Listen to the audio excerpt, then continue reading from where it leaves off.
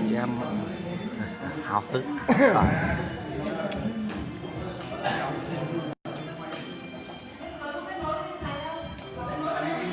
Mời hai bà ngồi lên trên này, trên nọ nhé.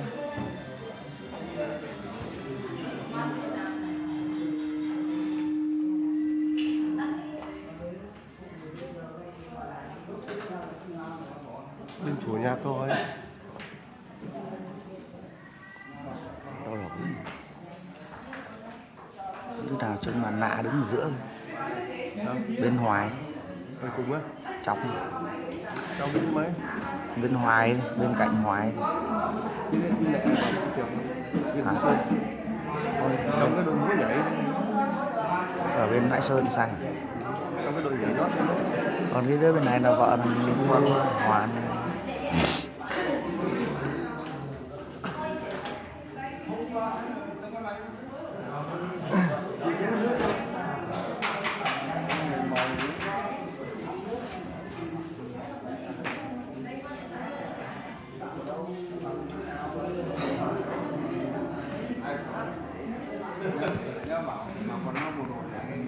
Ui, cái kỷ niệm Không có giấy mời à? 500 tuổi trở lên mới được mặc.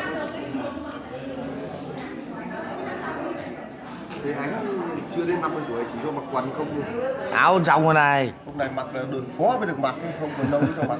Áo trong quân hàm quân hiệu đầy đủ chưa mặc à. Tí nóng mới cởi ra.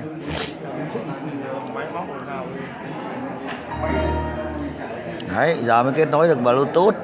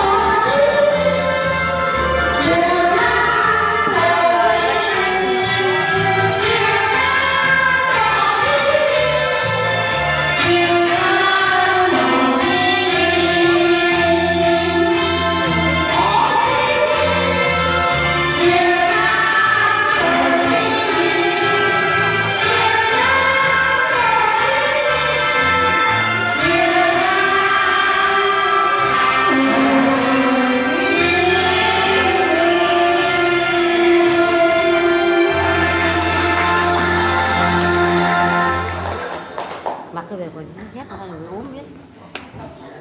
Rét quá.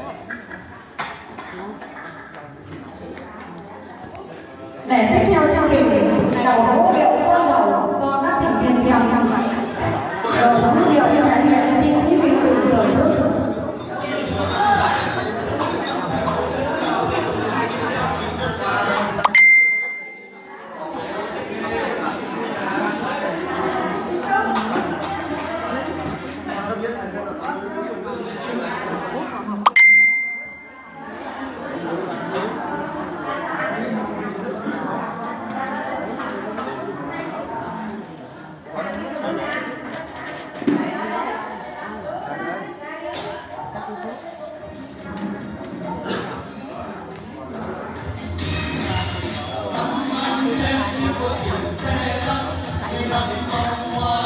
Sao tôi rét cái gì?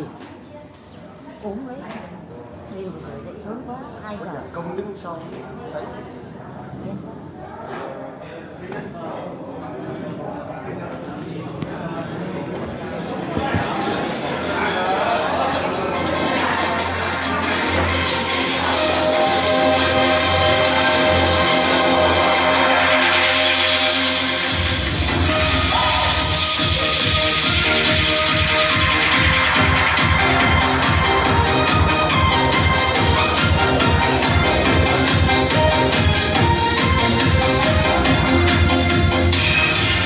Hãy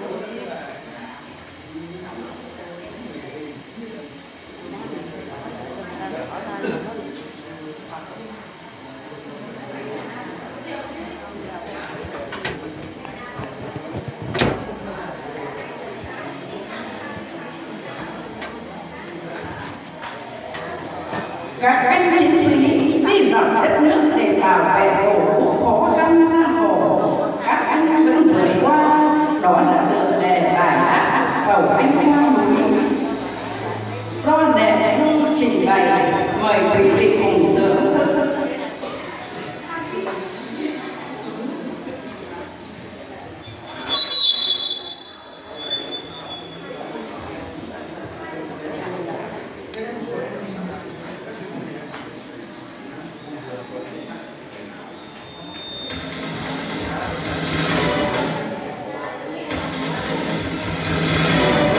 Hãy subscribe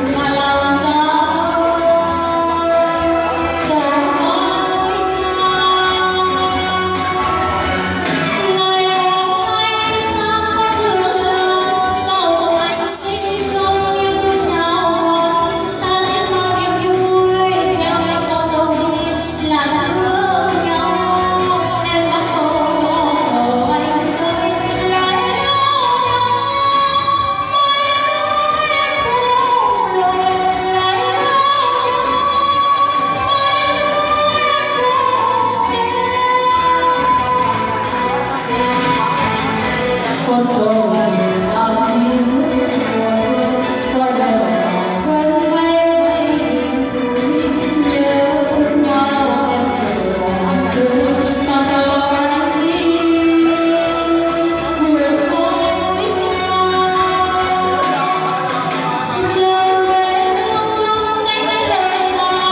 Ghiền Mì Gõ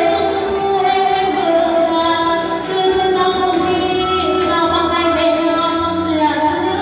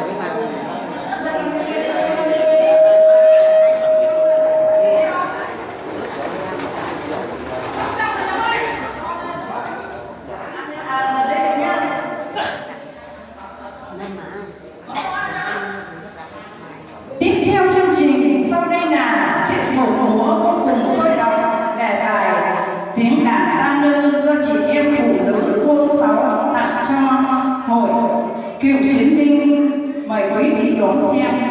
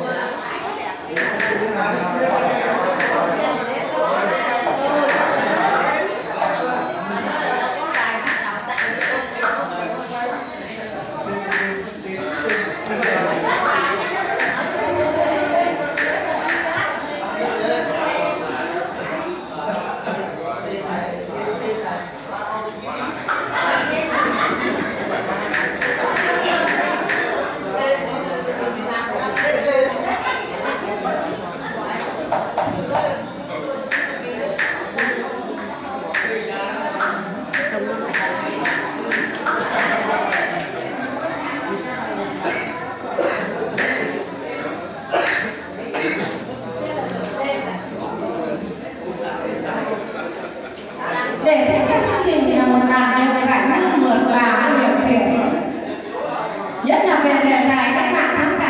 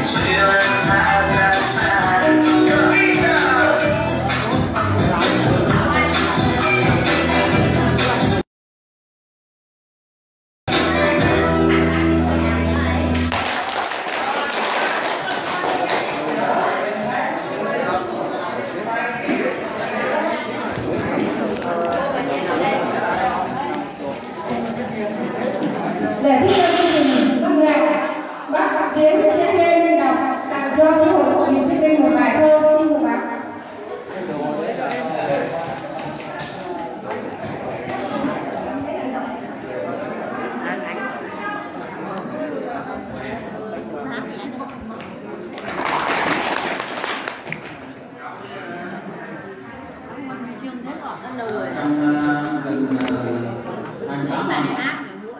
Người lính biên phòng đi suốt các bạn Quảng Nam, từ lúc Việt Quan Quảng Nam, đồn biên phòng Mỹ Quan vào cho đến vào trong cảng Sài Gòn.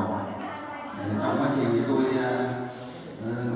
sưu tầm được những cái bài thơ, tôi xin đọc trước để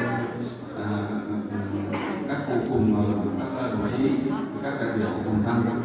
Cái bài thơ thì đất nước ta là đất nước chiến tranh, hai vợ chồng người lính, chồng ở chiến trường, vợ thì ở quê nhà, còn phía họ viết cho nhau bằng thư cho nhau toàn bằng thơ thôi. Thì anh chồng nhận được thư của vợ có 4 câu thôi: thửa ruộng ba bờ cành dốc mông của mợ, thửa ruộng ba bờ cành dốc mông tường rào từ rào anh đi vẫn quả mông của mật tùm lum không người quốc, em để có cày có được đâu. Anh chồng nhận được 4 câu thơ cấp hoa, tôi quay gửi thư về Thửa ruộng ba bờ cạnh dốc không của ông để đấy mà cái ông nếu để họ cày gieo hạt giống ông về ông ruộng chết đi ông. Tưởng như thế là yên chuyện rồi. Mấy hôm sau lại về thư vợ thửa ruộng ba bờ cạnh dốc mông đất rác đất vàng chớ bỏ công anh liệu mà về lo canh tác nếu chậm e rằng ruộng mất tông.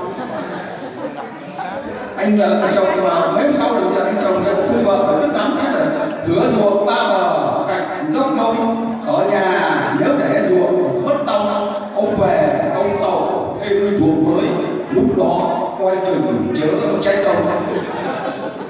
Mấy hôm sau thì nhận được thư vợ là thửa ruộng ba bờ cạnh dốc mông vắng anh nhiều kẻ đến dòm trông anh cứ em yên tâm em sẽ giữ đùa tí cho vui để thử lòng. Đây là bài thơ là rất là dí dụ, rất là văn, không có dung tục, rất là sâu sắc. Thế còn báo cáo với các vị đại biểu các đồng chí là với lại những người phụ nữ, những người của cuộc đời, một người của chúng ta trong gần 30 năm công tác ở quốc phòng thì bác không biết rằng là ngày 18 tháng 12 năm 1972 máy bay B-52 của Ý đã rơi xuống Hà Nội, rơi xuống Hà Nội và nó hủy diệt Hà Nội, và đây là cuộc chiến đấu cuối cùng và chính từ cái này chúng ta đã có một cái hòa bình năm 93 cái quyết này thì có đi thành ra. Thì nói tôi là người lính ở bảo vệ, người lính ở trạm biên phòng biên giới ga Lạng Sơn. Đây là con đường lúc này là con đường duy nhất là chúng ta và trong đó thì là ngày 8 có một đoàn giáo sư, tức là giáo sư học sinh của trường đại học sư phạm họ đến họ thăm mình và đến thăm bây giờ trên biên giới không có gì cả. Cái mùa đấy nghĩa là tôi là bí thư chi đoàn, thế là anh em cùng nhau vào rừng, có nghĩa là túm quần mỗi người làm một quần xong đó phải quyết tâm, chỉ có quyết tâm về quyết đỏ khắp cả rừng, về hoặc mỗi người về tối đến tiếp các đoàn cao su, các em các cô các cháu có làm thơ thời lúc ấy tôi có 29 tuổi đó.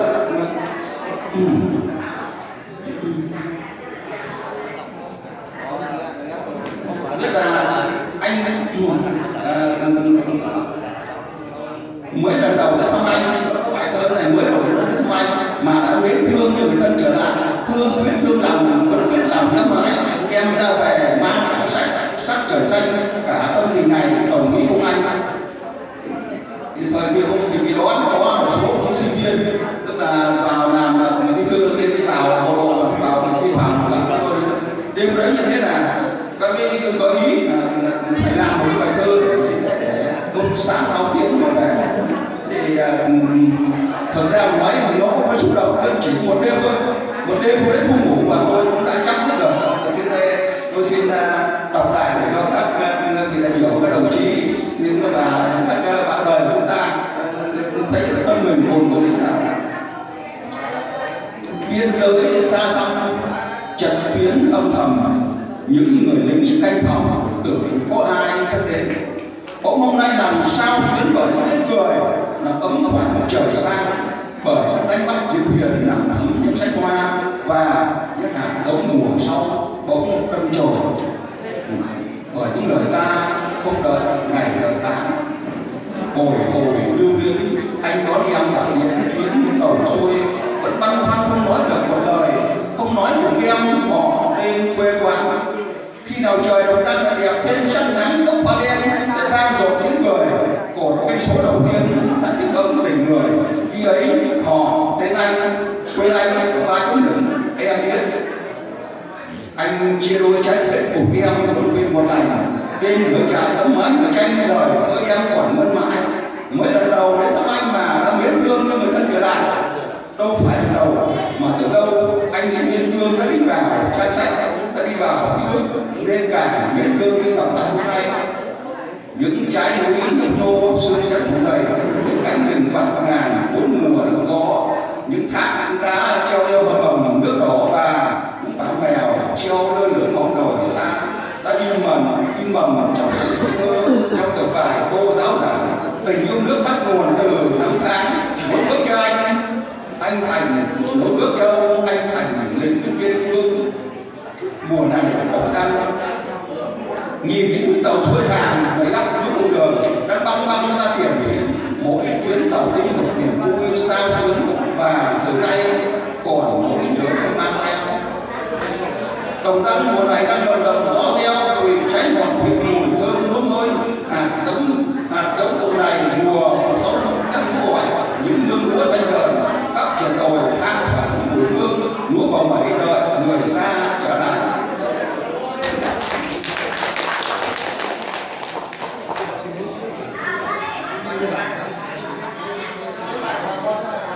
Để tiếp theo chương trình là vũ điệu cha cha cha do chị em chi hội để nghiệp, xin kính mời quý vị đón xem.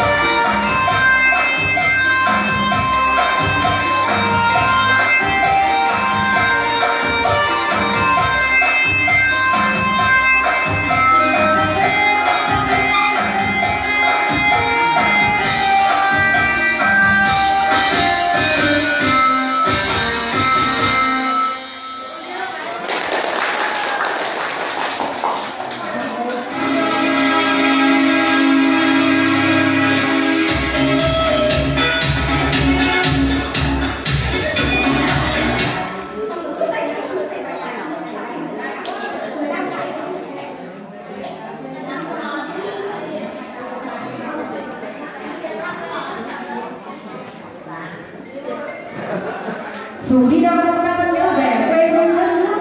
Đó là tựa đề của bài Về quê do Thanh Ngọt trình bày, xin quý vị cùng lắng nghe.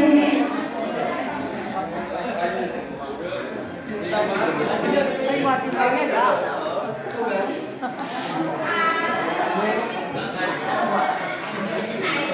Kêu như là Đâu có bối rồi.